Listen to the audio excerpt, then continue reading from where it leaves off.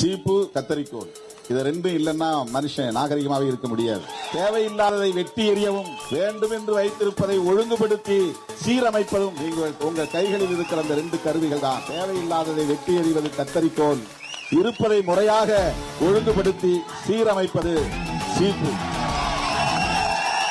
சீப்பை எடுத்து ஒழித்துக் கொண்டால் கல்யாணம் நின்று விடுமா என்று ஒரு பழமொழி இருக்கிறது.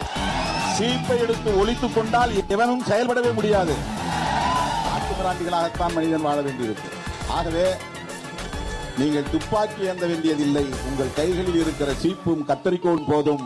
உங்கள் போராட்டம் வெற்றி பெறுவதற்கு அவையே உங்கள் கருவிகள், போர்க்கருவிகள். அதை நீங்க தூக்கவே தேவையில்லை, போட்டா போதும். மற்றதெல்லாம் எடுக்கணும் கையில. இதை எடுக்காமல் இருந்தால் நீங்கள் வெற்றி பெறுவீர்கள்.